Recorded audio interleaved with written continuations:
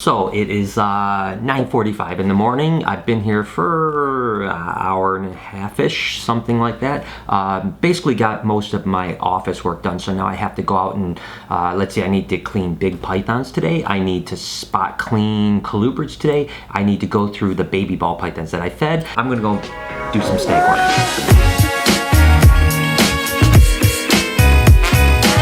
So we are going to get the day started by cleaning some big snakes, just a weekly task, and really Trevor is the man that is usually good on this, but I'm going to take the opportunity to really kind of mess with Lucy a little bit because we want to keep her tame. She's getting pretty big.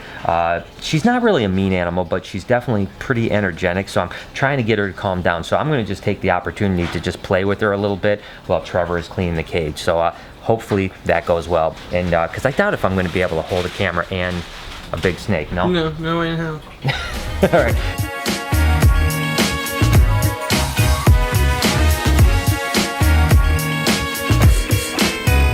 So for people that don't know, big snakes are just one huge muscle. I tell you, it's amazing, and I always tell people that it's just crazy the amount of energy it takes to kind of wrangle an animal of this size. I mean, Lucy is 19 foot, at least a couple hundred pounds, and you can see now she's just wanting to move.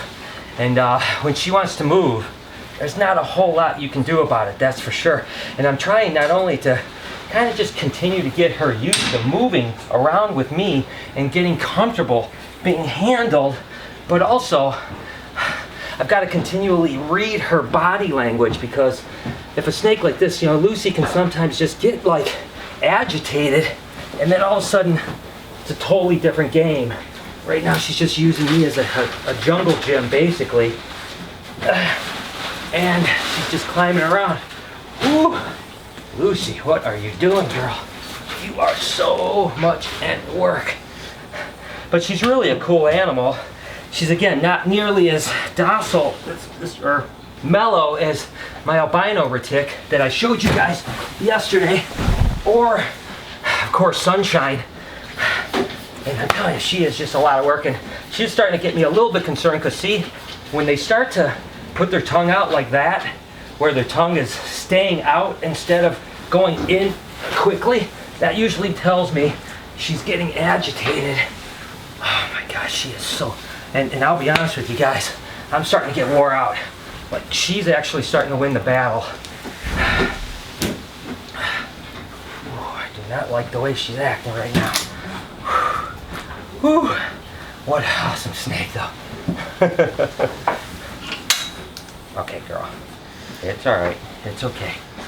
And again, the more time I can spend with her like this, the more time that I'm going to feel like she can actually be around people, and I don't have to be concerned about her, because again, I'm not really overly concerned, but every now and then she'll get a little bit of an attitude and she'll want to, you know, strike out a little bit. Now fortunately, knock on wood, she has never bitten anybody, and I hope that trend continues. But every now and then she'll go from being like this, where she's a little bit mellow, and then she'll just kind of open her mouth and just kind of give you the old, like, hey, if you get close, I'm gonna bite you. So, but she's actually, she went from, again, you know, I was talking about that tongue. See how her tongue action now is pretty normal?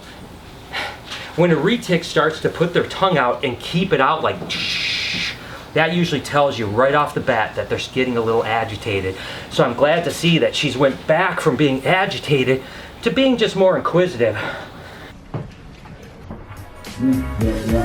So, you want me to stop there?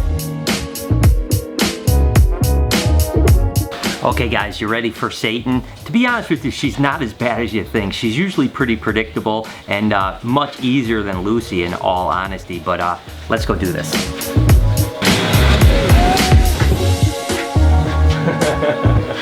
Why don't you follow me to your tub, man? Look at this, we train Satan.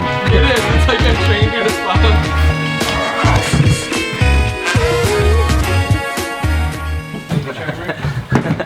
She is just so weird. I mean, that was just an unusual situation. She literally just was like, I'm coming straight out for you. And what you have to understand is that she's really been calming down a lot lately, but the fact is, if you know she's coming straight out like this, if you got too close to her, she's absolutely gonna take a pop. So you never know. And she's kind of a weird animal where she doesn't just strike forward, she'll strike sideways and backwards. So it's always a little bit of a challenge. But as you can see, we almost had her trained to go right into her tub. Didn't even have to touch her, but we'll clean her cage up, get some of that shed off her, and get on to the next one. But that's it. You know, Lucy and Satan are always a challenge. The rest are super easy, no problem at all.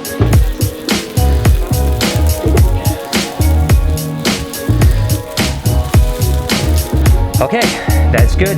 The two beasts are done. Guys, take a look at this animal right here. This is actually a bumblebee calico. I mean, just a pretty snake, isn't it?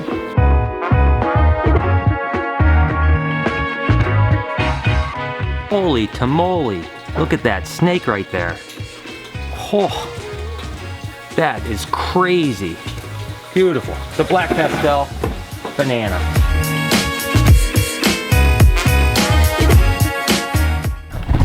So this is pretty unusual. I mean, it's probably never happens that during the week I'm walking around the aisles of this room and there's not an employee to be found. But the truth is that's because we have everyone kind of pushed into one area because we're trying to do a big cleanup / everything else. But it's definitely been a busy day, but an unusual day too. Oh, and speaking about unusual, this is having babies right now. See the little babies in there? This is just starting to have babies. There's one right there, a couple over there. We'll go ahead and leave her be. And I gotta get back to work.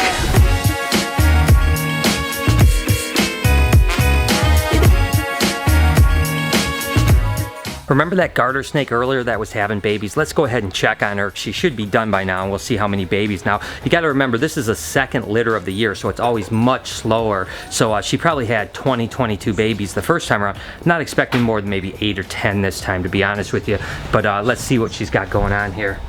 One little baby right there, and there's some babies right there. But until we actually start picking them out, we don't know how many there's gonna be. So it's not that uncommon for a second litter to have a lot of infertile ova, and then the females will actually eat their infertile ova. It just helps with nutrition. So I tell you, I looked through the whole cage and this is all we got, guys.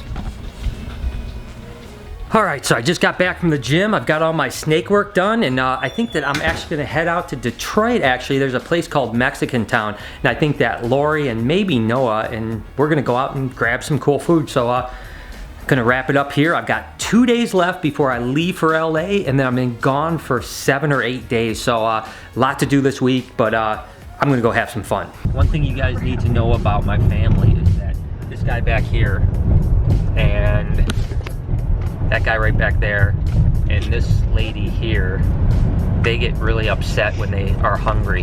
Eat food. I eat at 5. 5. And she goes to bed at 8. 9. And this guy over here, he eats all the time.